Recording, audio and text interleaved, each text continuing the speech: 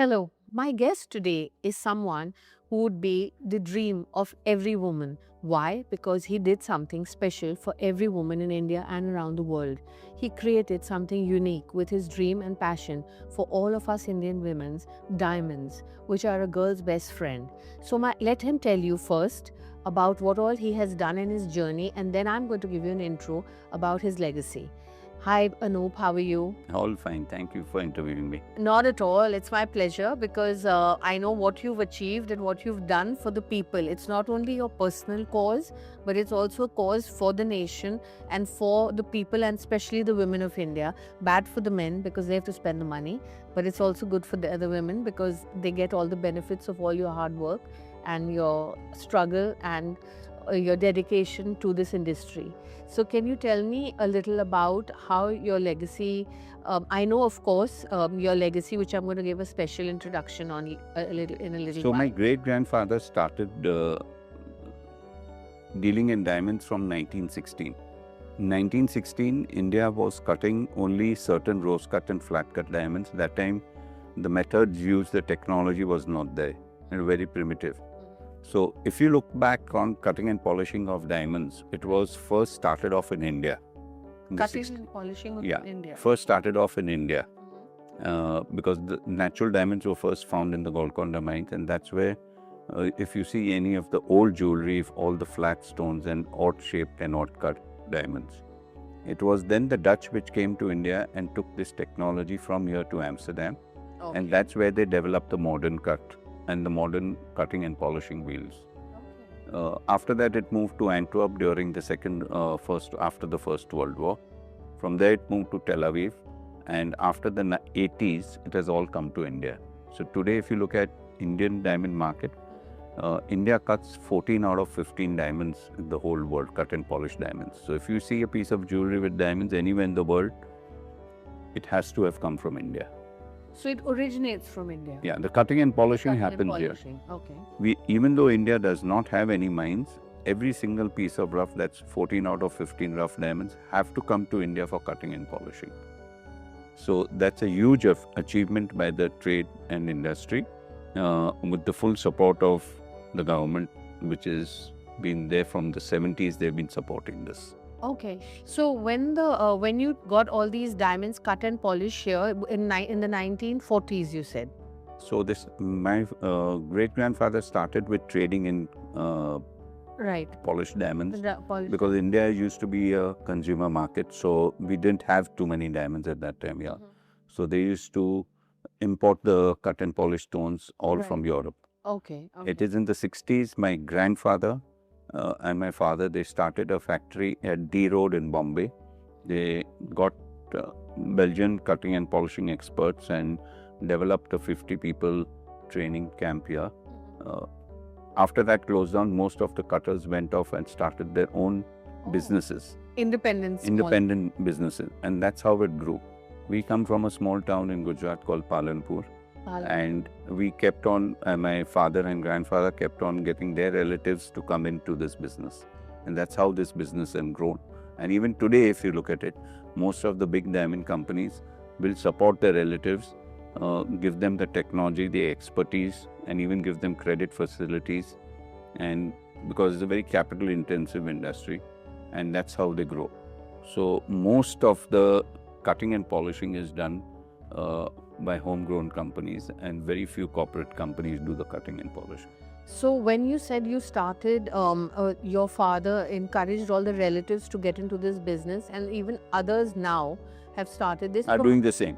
Are doing the same. Yeah. So that means there's no sense of competition. It's only a positive way of growth and spreading. That's right. That's right. Because it's a huge business. Right. It's only in the last 3 years that it's been contracting because of various outside issues. Like Right. if you take it started with lab grown diamonds, then you had tariffs, and now you have the Middle East war. So these are the issues which are facing it. But the future looks good. Natural diamonds will always be the uppermost form of investment and use in jewelry for the high-end jewelry. So luxury never goes through a big recession. It's only a very small recession. when it slows Yes, it down a comes little in, bit, and yes. it always Comes bounces back, back yes. much harder than Yes. what it had fallen. So this is something interesting which I didn't know, and I'm sure all those who are going to hear the show today know that the cutting and polishing has always been done in India since like generations That's to right. come. So That's the it's first thing. become a full circle. It started in India, went around the world, went to Amsterdam, Antwerp, and Israel, and has now come back fully into India, Come back. which very few people know. And today, in fact, all the new cuts and all the technology which is there, Yes. it's all getting developed in India itself. So Okay. if you take any one particular industry, the diamond industry stands out as being a leader internationally. Okay. Yeah. So there are all these multiple fairs, like you go to Hong Kong, there's the jewelry fair in Hong Kong, or there's in Belgium or in Russia, as well as in other parts of the world.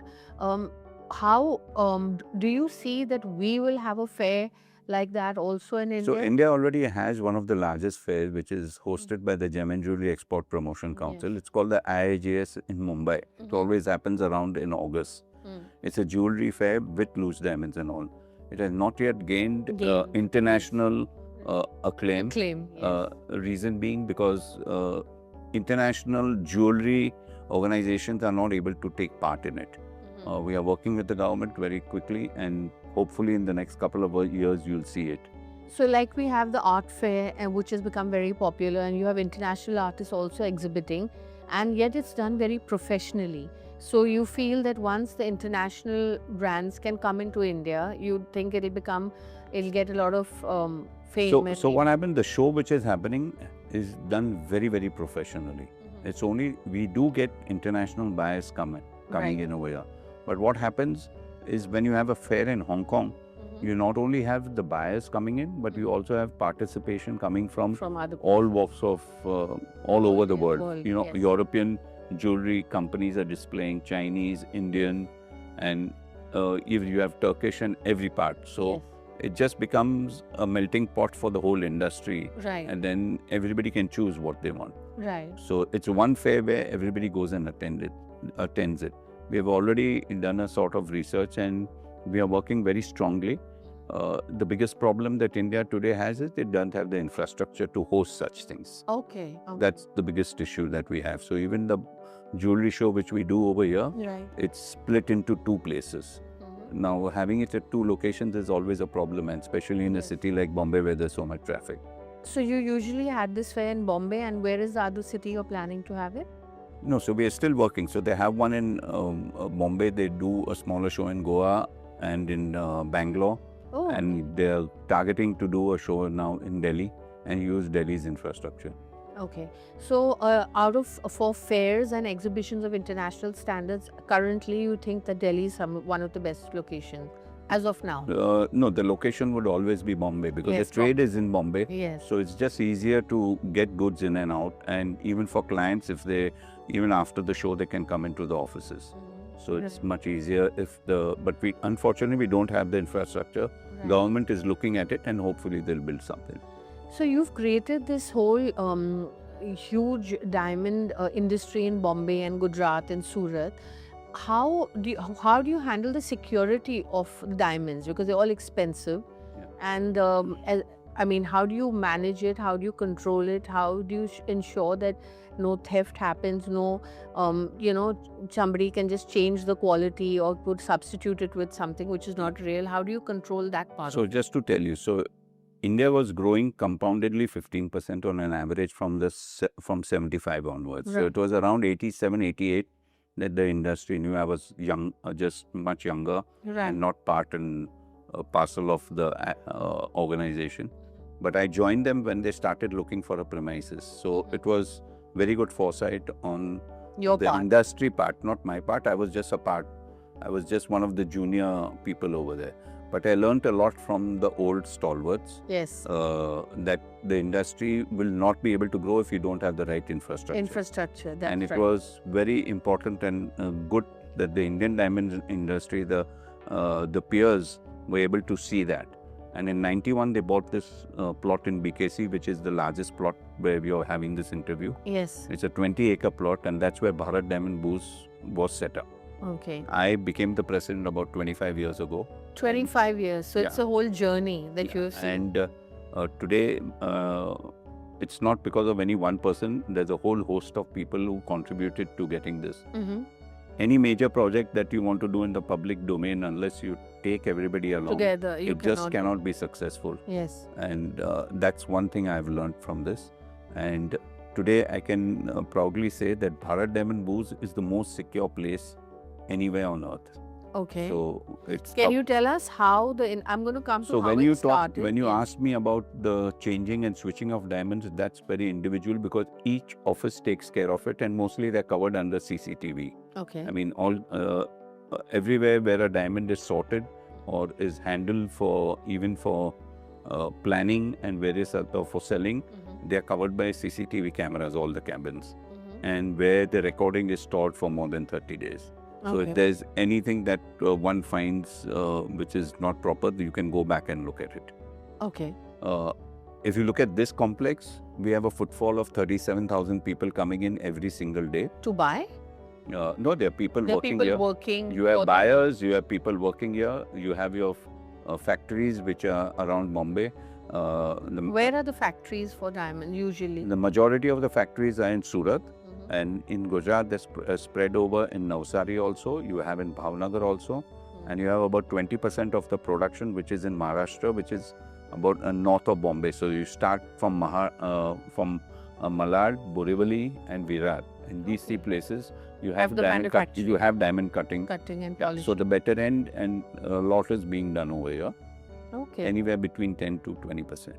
So Okay. those people, when those factories need goods, so they want to sell, then they come to the booze over here and they go to their clients either to sell the polish or to buy the rough diamonds. So the people come here to buy, and the factories there cannot sell from their factories, obviously. No, so they do sell because Oh, okay. if you know that in the last decade, everything has become online. Yes. So some of the larger stones and all are sold online because they're certified. Okay. However, the small ones need to be inspected. So a lot of them, the buyers come over here to physically examine it. Some of them do go to Surat every one trip out of 4 just to keep in touch with what's happening. But most of the 92% of India's export happens from this location. Wow. So Okay. this is a location where it's fully secure. We have 3,500 cameras covering all common areas. Mhm. So you can't lose, and we have a track record in the last 15 years that anybody who's lost anything in the public area and he makes a complaint, we found it and returned it. Up to now, we've returned roughly about 65 crores worth of Wow. property back to the people.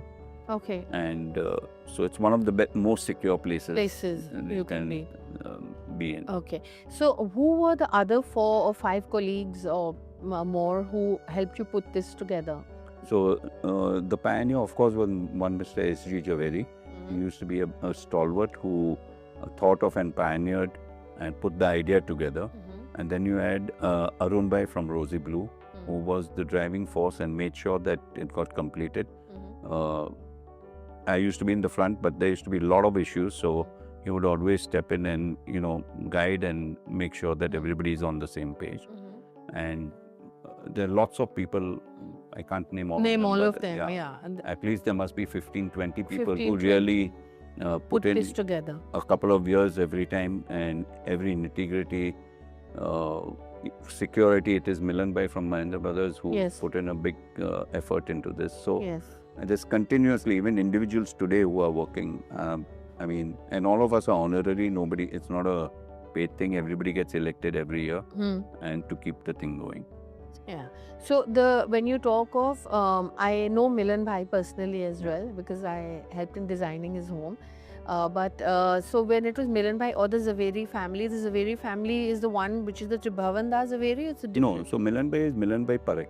Yeah, I know Milan Yeah. Bhai. Yeah. So there's no Zaveri family. You said there was a Zaveri. Yeah, that's S.G. Javeri Yes. and his son Kamlesh Bhai.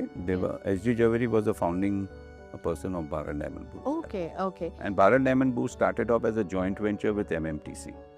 So Oh, the interesting. first president of Bharat Diamond Booze was the chairman of MMTC. MMTC. Because in those days, customs had to be under a government body. Okay. So we had started a custom house in Opera House, which Mhm. fell under Bharat Diamond Boost. Okay. And that was before this was ready. This Yeah, building that was ready. before this complex was Yes. ready. So we tied up with MMTC to form Bharat Diamond Boost just so that we could Have the infrastructure. have the government customs take- infrastructure in Opera House. Otherwise, Right. shifted it out to the airport, which was at Sahar, which was too far to go to export everything. Yes, yeah. And now, do you have? You had once mentioned to me you have a customs house in this building So itself. in this building, you have everything. Once you enter here and park your car in the basement, you have customs over here. You have all the couriers. You have a post. You have everything that you need. You So do not how need did to you- step out of the complex. How did you de-link from MMTC doing the customs to a private So body? as the doing- government and the laws changed, even a private person could, as you know, you have container yards all over Yes, India, even in very the middle, and they important, can be yes. privately operated. So when we moved in 2010 into Bharat Diamond Boost, that's when we took over the custodianship from MMTC. Mhm. We still allowed them to do the operations part, and then they said that there was no need for them to be doing it. So we still have a good relationship with MMTC. This was done. How many years back did you get the customs house when this was opened at the same In time? 2010, we got the customs. We took over the custodianship of the customs. So that had nothing to do then with the government in control. There's nothing to do. Although it's operated because customs is operated by the By government. the government, yes. We've given the place, we've put in all the equipment and done all the vaulting and everything.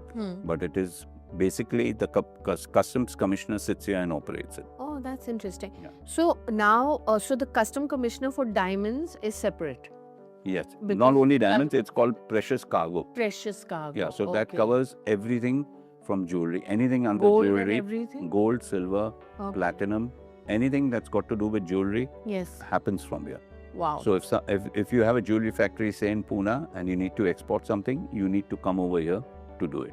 Because it's a specialized thing, you Specialized. can't just do it from anywhere. And if you have something like from the north, like Delhi, So or Delhi also has a customs which specializes. There's one in Jaipur also. So oh, and that is where is there a separate again similar? no, so they have a little small, complex. mini So I building. think it's a small. It's in the Jandanwala complex from where they do it, and in Jaipur also they have one. In Jaipur they're building a gem boost over there, which should be ready in a couple of years, and everybody's following this model because this is a model that has Successful, been yes. successful, and we, from our experience, we give all the expertise that we have and without All. charging anything. We send people out from here for Training. managing, not only for training their people and advising them when they are designing the building. So how big customs should be, or how the yes, security the should happen ratio, and everything. yes. So all the mistakes which we made Did over here. here and corrected them, we want to make sure that the rest don't do the same. The rest don't do the same. So you also have one, as you said, in Jaipur, in Delhi, and now in the south anywhere? No, not yet. in Not the as south, yet in no. the south. So the south have to come here to get it done. No, so the south has custom houses from Chennai, Bangalore, everywhere you can do it. Okay. But that's more based on for jewelry, gold jewelry and studded jewelry. Right. Yeah, for loose diamonds, these are the two main main centers, The yes. main center is Bombay and Surat. Okay. From Jaipur, it's colored stone and jewelry, and Ah. Delhi also it's jewelry made. Jewelry, Yeah, basically. because there's no general. cutting and polishing happening in Delhi. Okay. So MMTC, you just took that name, was involved initially when it came to diamond, the diamond industry and partner. I mean, looking and taking care of the customs part of it. No, the reason we got into, because if you remember in the old days, there used to be licensing. And at one point of time, the Indian industry was controlled by licenses. And 10% of that, you had to purchase diamonds from MMTC. Yes. So MMTC used to go and buy in bulk, Bulk. and then you had to buy from them. So the relation started with that buying from them. Okay. And over a period of time, then when we needed the infrastructure, we invited them and they agreed to take care of the customs. All costs were to us, Yes. but we had them to man it. Okay. Yeah. Now, MMTC also holds a lot of exhibitions as well as controls and buys a lot of gold. So there are also exhibitions like in the north of India where MMTC announces exhibitions where they sell a coin or some jewelry, and also how is there a similar setup for diamonds or now it's over, No, it's all here nothing to. We don't have any tie-up with MMTC. anymore now as far as So the I think MMTC is only doing import of gold. They're one of the nominated agencies, Mm-hmm. and that's what they're doing. Okay. So, you also have a legacy which nobody has with working and tying up and being a partner with De Beers.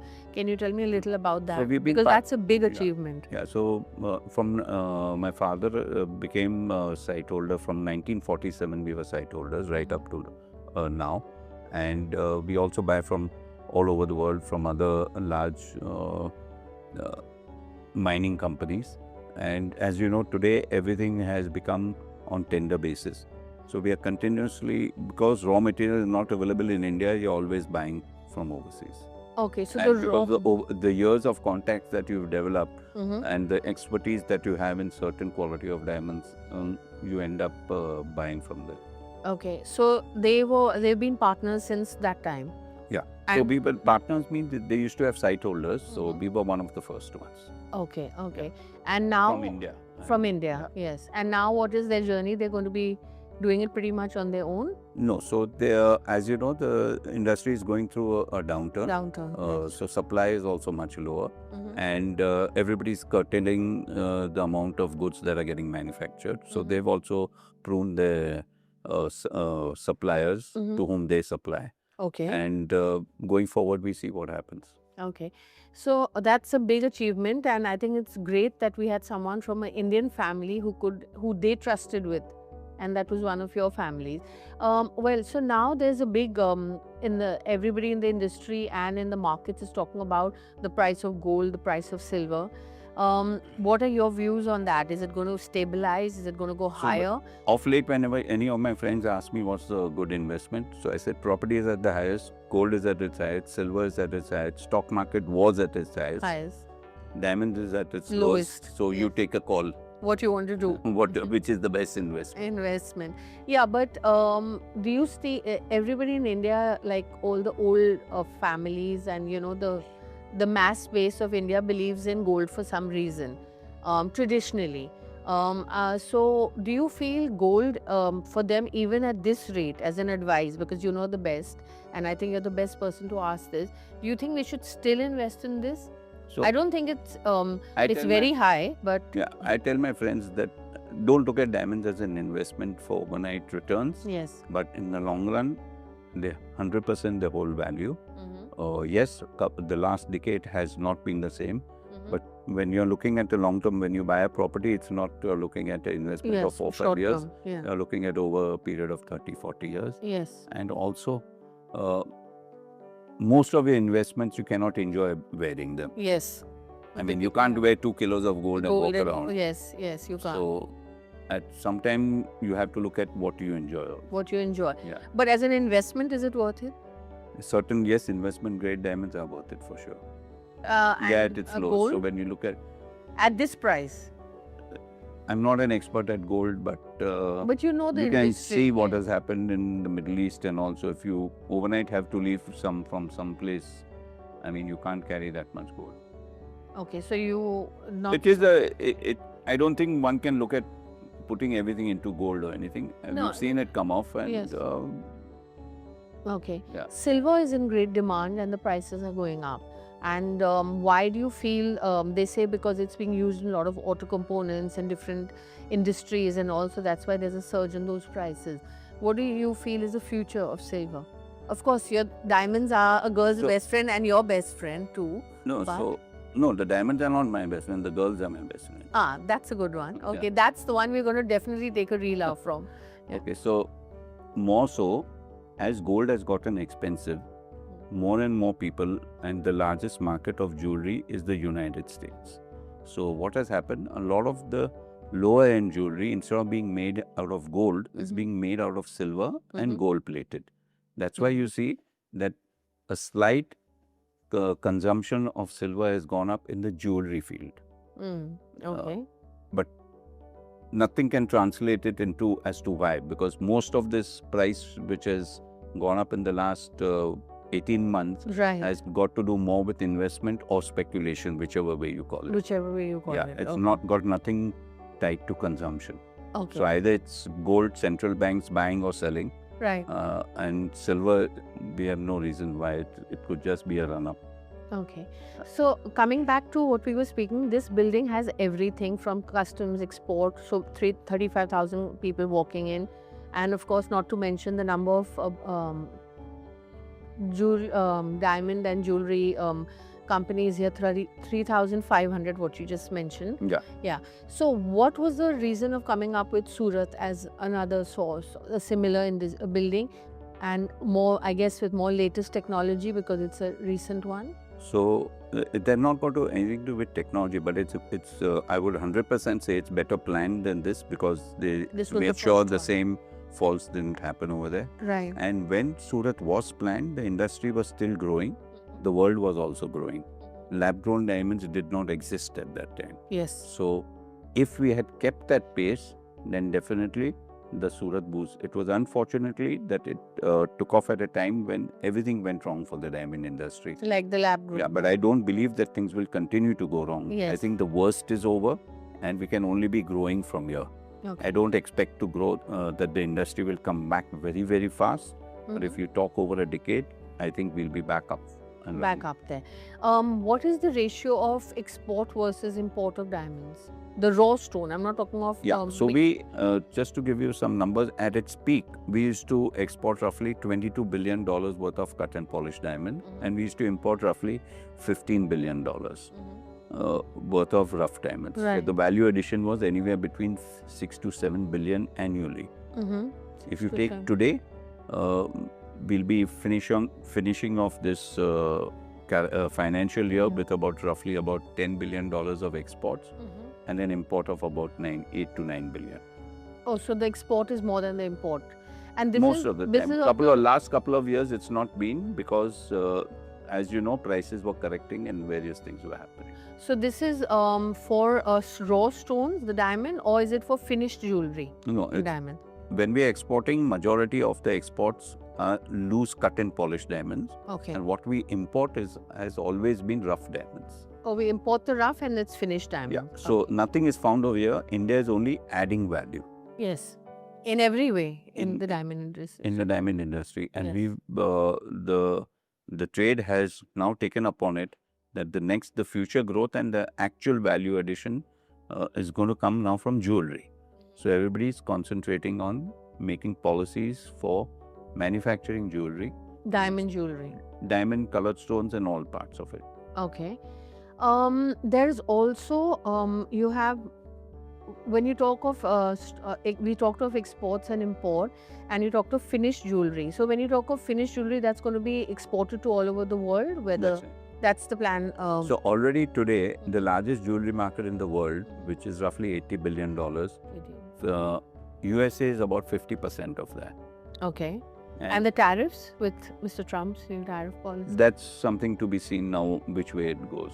As of now, what are the tariffs? As of now, the tariff is roughly about 16%. 1/6. This is before the President Trump's tariffs, or after? Before that was, so on jewelry was 6% and 0 on loose diamonds. And now it's 16. Now it's 16.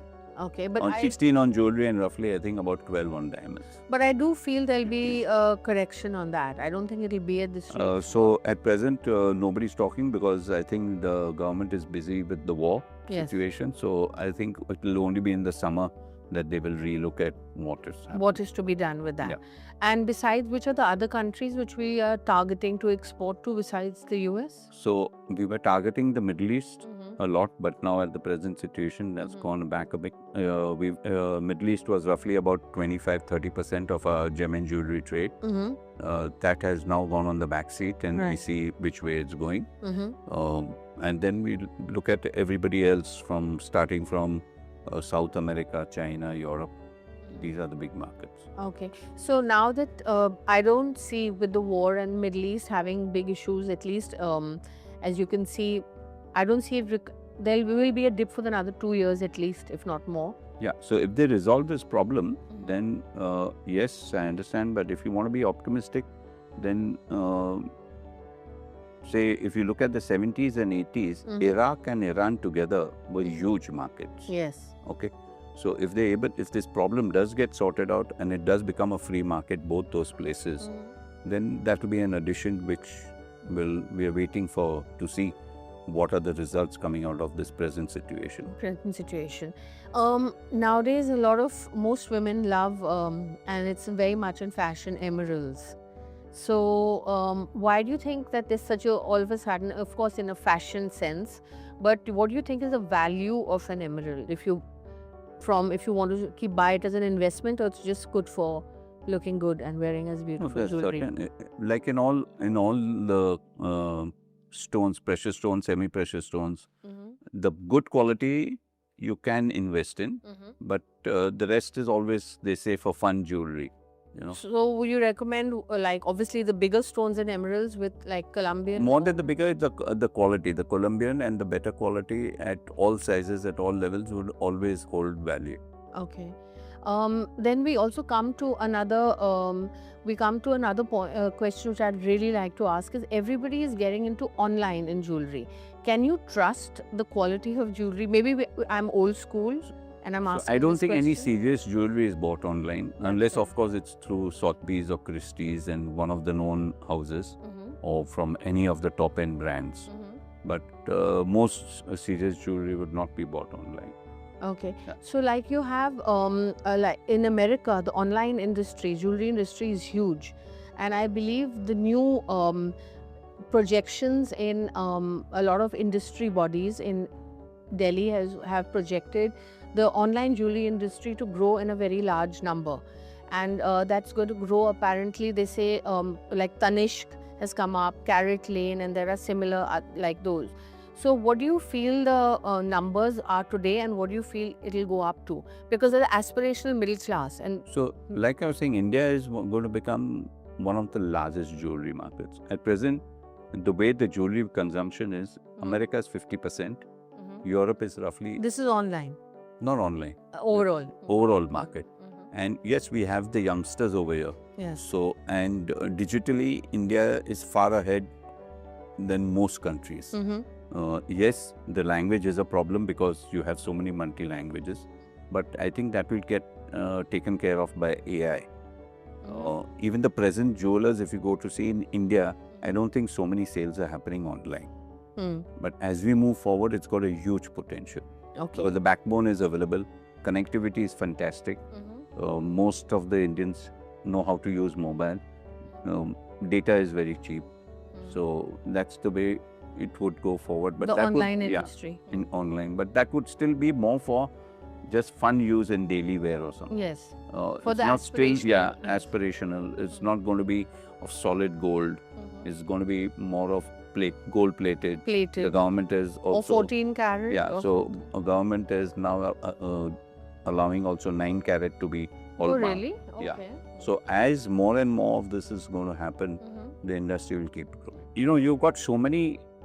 India is such a vast country that each one is known in their own Own- area. So if you No, take they're North, not doing it. They want to start for yeah, the children. because they'll have the wherewithal to expand in their area. So if it's either from a particular state or from a particular city, and let me tell you that a lot of the youngsters are now well qualified. So India has that design sense in them. So at one point of time, India was the most important for jewelry. It supplied jewelry Yes. to the whole world. Yes. So the same way that the diamonds have taken a full circle and come back to India. So that's what we are trying to Do it explain online. to the government, that the future is jewelry at the end. So if jewelry does well in India, automatically The economy the export will also will do well. increase. Yes. Yeah. So this mindset of having a block on gold, that is the only thing that's really holding back the jewelry industry in India. Okay. Yeah. So, like when we were just talking of online as well, how do you, what numbers do you think the online industry can grow to in the future, in the next 10, 15 years? I don't think that much yet in India, because if you look at the world, worldwide also, online jewelry sales as compared to what actual jewelry sales are still very small, because jewelry people, you know, serious jewelry people still want to see and feel, try it Yes. on, Yes. before they buy it. So as of now, you don't see Yeah. So that big amount. one of the big ones is Pandora, but they also have stores. So it's not, very few have only online. Online. So you Yeah. have to have retail, a bit of retail still. You have a bit of retail, and then people who have seen it and want to purchase it later, then they do that online.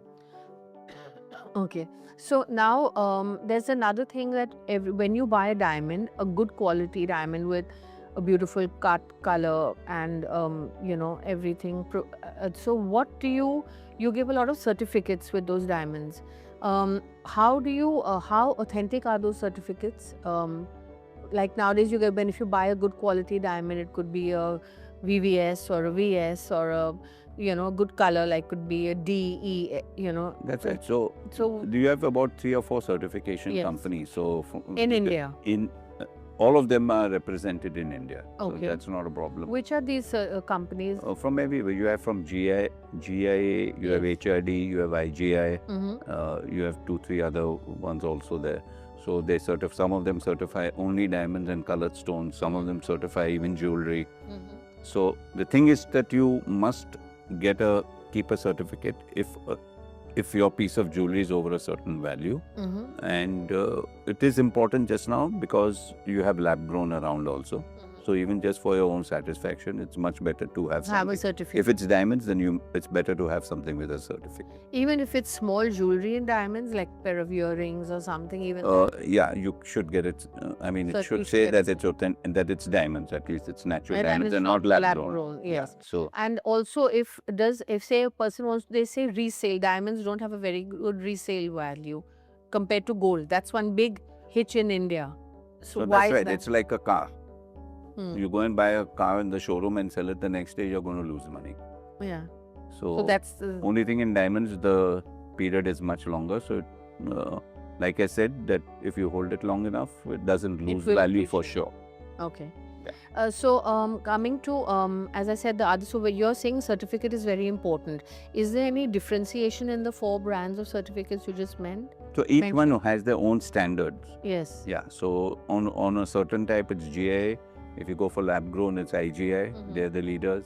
Mhm. So No, I'm talking of the real diamonds, not the lab grown. yeah. So natural diamonds, everybody does it. So GIA is of course the number one Mm-hmm. just now. Mm-hmm. And then you have HRD and you have IGI. Yeah. These are between the 3, most of the natural diamonds are certified by them. Okay, so the one of the questions which I didn't want to bring up in the beginning, and I'm coming up with it right now, is The reason I'm not expanding is because I'm the chairman of IGI. So okay. yeah.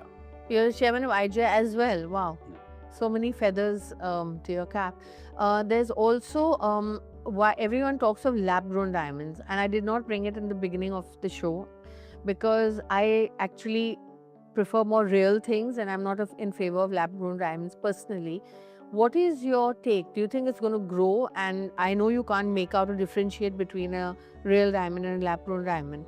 So what is your take on them and the future of that in So it's India? been about 7 or 8 years since lab grown diamonds came in. Yes. They've had the effect on the natural diamond, whatever Yes. it had to. It definitely has had an effect of putting the demand for natural diamonds much taken away about 20-25% of the market share. Right. However, today we see that it has found its own niche.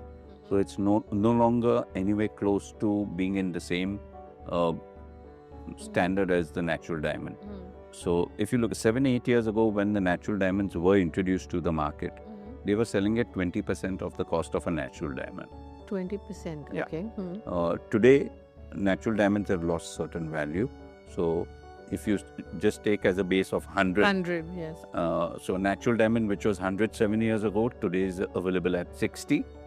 And if you pay 20 for your lab grown diamond, today that's available at 50 paisa. So it's just lost everything. It's lost even the lab lost grown diamond is 99% of its value. 99. And today the good thing about that, I'm not trying to criticize it, but the lab grown market has opened up a whole new people who can afford to buy design and jewelry because it's worth nothing. So But you mean when you looks put it beautiful, into, yes. it looks beautiful, it gives it the sparkle. So people, as you know, India is the biggest user of plain gold jewelry. Yes. But when you add lab-grown diamond to it, it does give a sparkle and makes a difference. So the jewelry, if this is not a positive, but the jewelry industry by default will pick up. 100%, this. there's no question about it, because as you know, the more materials you use in design, it differentiates from something else. So the lab-grown diamonds will be used with a combination of real gold, Real for the gold crown, the or even frame, in silver on various things, and a lot more people can afford it. Okay. The world, only top 5% of the world population buys natural diamonds, 5 to 7%. This, it's opening a whole new exposure to a whole new set of people who never would have looked at buying diamonds. They would have bought crystal or zirconia or things like that. So do you feel a day will come where even these will have a certificate, the lab-grown diamonds? Most lab-growns are having certificates. Already have? Yeah. But what is the value when the diamond only doesn't have value? But it says, what certificate? But at least you know that it's not a zirconia or something else. It's not plastic or it's not glass. So lab-grown diamonds, are they being done again, polished and cut in India? Everything is the same machinery, the same set of people. Everything is the same. So everything, and the raw stone comes from overseas, the same? No, so a lot of these factories have been set up in India, and then the lab grown, it's grown in India. About 40% is imported. Only 40%. So Yeah. 60%. But it's not that big in value terms. The whole industry is not that big. Okay, what is the valuation? So we export roughly $1 billion worth of lab grown. Will be export. And we import roughly about 400-500 million worth of lab grown. The rest is grown over here. So where are these grown, and how does it all? So they are grown under furnaces. I'm just making it simpler. Under high pressure furnaces. Yeah. And where are these? So basically, they're duplicating what naturally happens at the core of the earth. You know, where it's under high pressure. Right. So at the core of the earth, from the lava, that's where the diamonds get formed, and then they're pushed up to the surface and then mined. So where are these factories, and where are they being made? So they're all over. So you have most of them are still in and around Gujarat, Surat. You have a lot of them in Surat. You also have factories in Jaipur. Okay. And various other places. So wherever power is cheap, because it requires basic cost of the lab-grown diamond is power. And nothing else. Okay. And south, we've seen not seen so many factories down in the south, however, but there are new things coming in. Okay. Everybody's setting new factories. In the south as well, or all over in other No, in the parts? south. So the government gave a grant to IIT Madras to develop this technology and improve it in India. So they're coming out with those. With with the machines. And South also has a couple of machines, but most of it is in Western India. So is the power cheap in Tamil Nadu? That's why? I'm not sure of that. But still they're setting it up there. Yeah. Okay. So I guess they feel there should be somewhere else in the south, or it's being ignored. No, everywhere. So wherever power is cheap is where these factories will pop up, and close to where it's going to get consumed. So at the end, it'll be around Surat. Okay.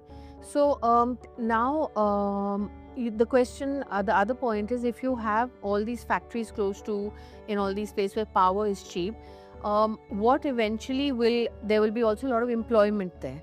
And if there's a lot of employment, there's also, do you need skilled labor to cut and polish? Because one is the main diamond industry, then is the new lab-grown diamond industry, and third is the online industry, which is, I guess, a combination between real and lab-grown. So online you can sell everything. Yes. So how do you plan? Is there any way education schools or training schools? So we have a lot of the industry set up a lot of training schools. We have schools in Bombay. We have all over. We also have in Jaipur. We have in Surat. Wherever we feel, even in South India, we've set up a couple of schools. And yes, we sometimes see that those schools, they're incubators. So we work them, we run them for almost 8 or 10 years.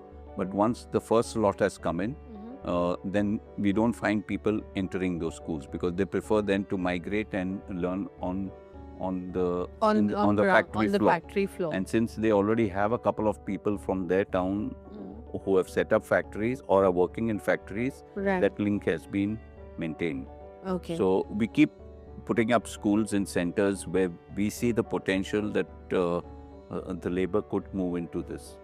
And Also, you business, have to understand that cutting of diamond and polishing employs people who normally cannot find jobs in other sectors. Other sectors, Yeah. yes. So this is something which is the need of the hour in India. Yes, we have lots and lots of high-end jobs, but there are a lot of people who cannot qualify for that. And those are the type of people who we are employing, and they do extremely well. So within 6 months of sitting and learning their skill on the wheel, it could be lab grown or natural diamonds. They'd easily be earning 30 to 50,000 rupees. Wow, that's So, really good. Uh, Is this in partnership with the government, or it's the so yes, the government is even industry. supporting. So they have a skill development council, and the government is always supportive of this. A lot of schools, they are funding it also. And But the rest are being funded by your own the Bombay BDB and not only by BDB, by the Gem and Jewelry Export Promotion Council, okay. and also a lot of traders who have done and exporters who have done very well and continuously need workforces have set up their own training schools.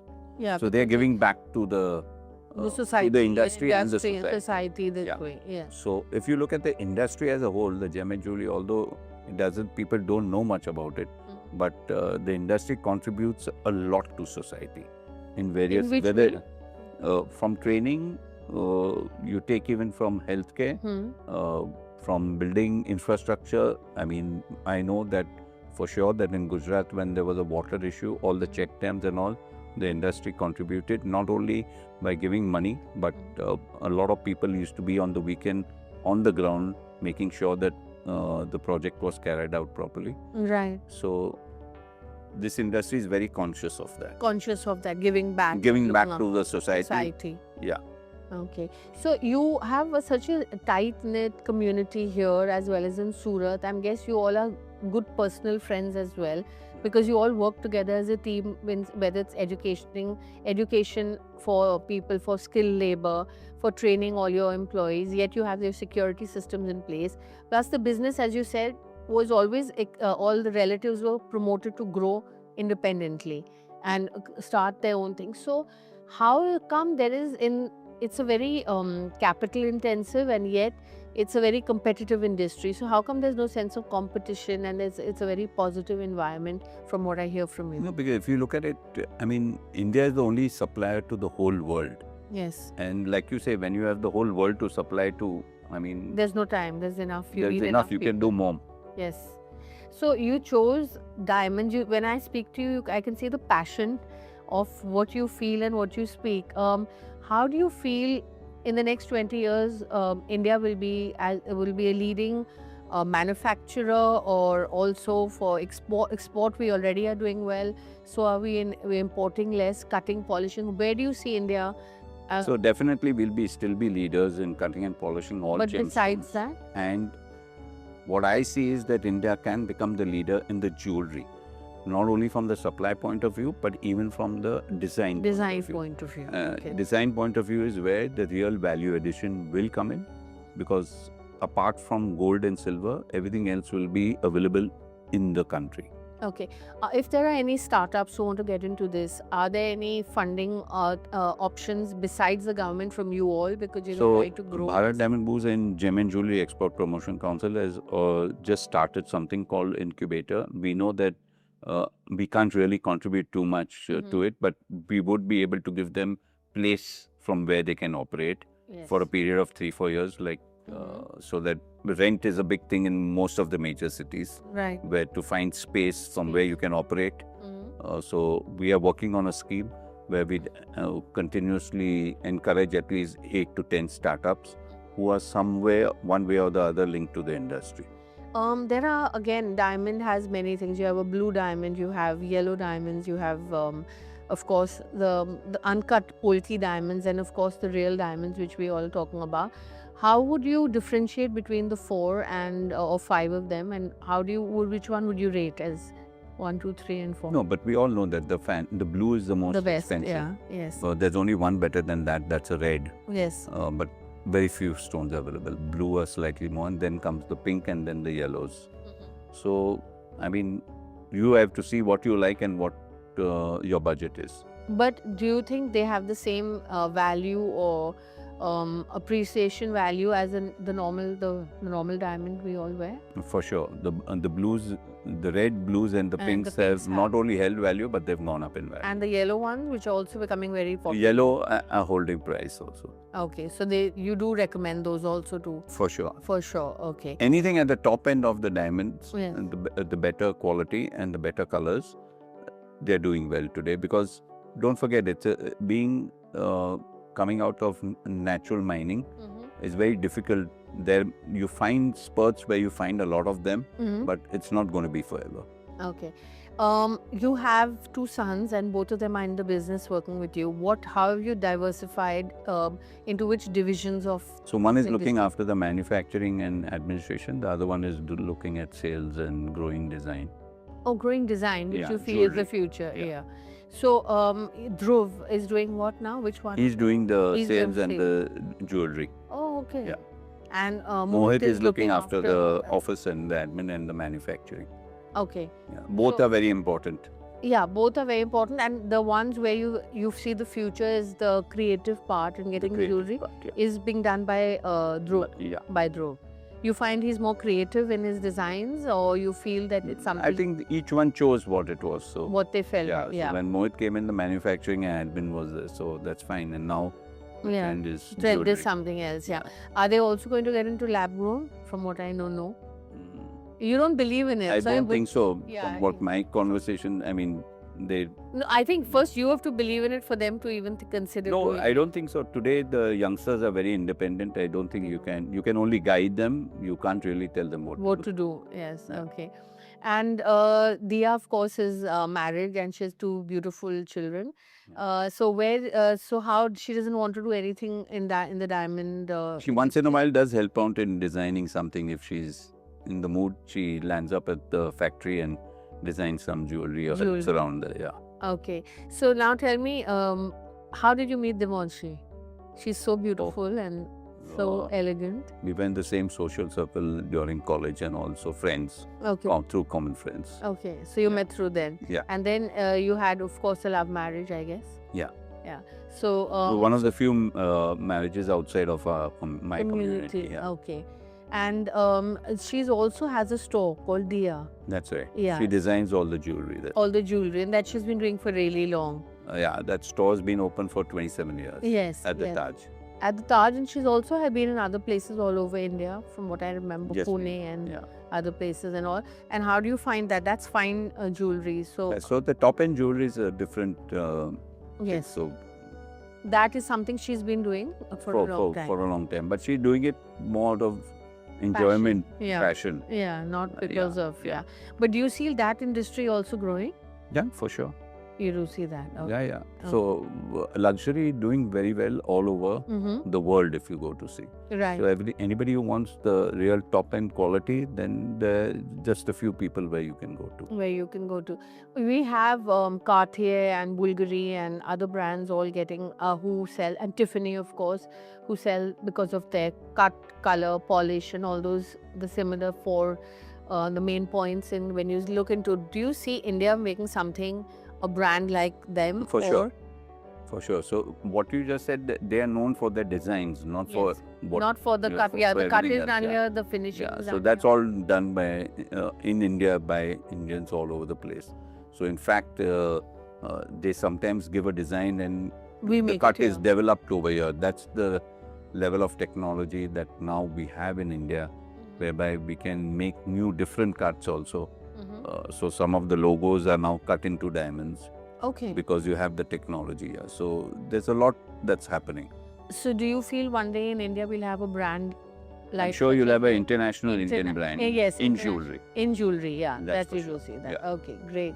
So that's I'm going to have a small rapid fire with you, and then of course, then I'm going to give you. I have a small little gift for you. So I'm going to ask you 5 things. If you ever had to, if you didn't have to do jewelry, what was the other thing you'd like to do?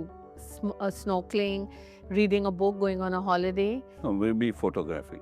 Oh, photography. Okay, you like that, is it? Okay. The best qualities you would like in a woman, as you said, you love women and they're your best friends. Intelligence, beauty, Practical and practical. intelligence and practical. Okay. If you had to do an interior, because I'm an interior designer, so I love asking classic or modern or fusion. Classic. Okay, interesting. Okay, and if you had to ever choose between a diamond, whether it's the blue, yellow, rose, or I go for pink for sure. oh, pink. Why is that? Uh, I mean, it stands out. It really stands out. It stands out. Yeah. Okay. And if you had to buy one gift for somebody close, and would you choose a necklace, a pair of earrings, a bracelet, or a pendant? The earrings, I think. Earrings. Yeah. They would make the maximum statement That's according right. to you. Okay, great.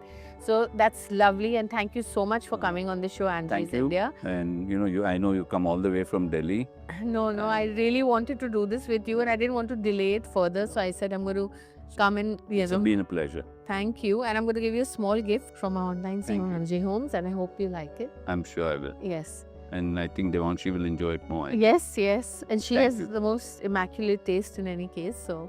So I look forward to seeing you soon in Delhi, and of course next time I'm going to have your children on the show Okay. very soon, all three of them, and they're going to Thank share what their vision is of this industry and where they feel that the youth today can take it forward with a new dimension. So this was today Mr. Anup Mehta. He is someone who I think is really selfless, because he could have thought and spent all that time for himself and growing his business, but instead he created this great BDB, as you know, plus the Surat district, and also he helps in growing exports, fighting for policy with the government, and also promoting skilled labor, education, and training people. He's also given you a very good insight with gold, jewelry, designer jewelry, of course, gemstones, and not to mention, of course, his favorite, the diamond, the real diamond. You can really see his passion and commitment, because when you speak to him at a party or social evening, he's very sober, calm, sophisticated, and speaks very calmly. But today, when I was talking to him, I saw the same energy and passion when he talks like I talk about my own interior business. He also told you how the jewelry industry grew from the 1940s, 60s. He's been privileged to be born to a family, a legacy of the Mohanlal Raichand family. And very few have the luck and courage to be associated with De Beers in one of the earlier years. Of course, nobody can have his lineage, his legacy. Plus, look at the greatness of this gentleman. He's done it selflessly to the development of this industry for the last 25 years. So it's a great thing to have people like him in our world, and that's why he was my choice to have him on my show, Angie's India, because each one of my guests has made India proud in their own industry, their own sphere, their own state, and with their own dedication and passion. Look forward to seeing you on our next episode. Thank you.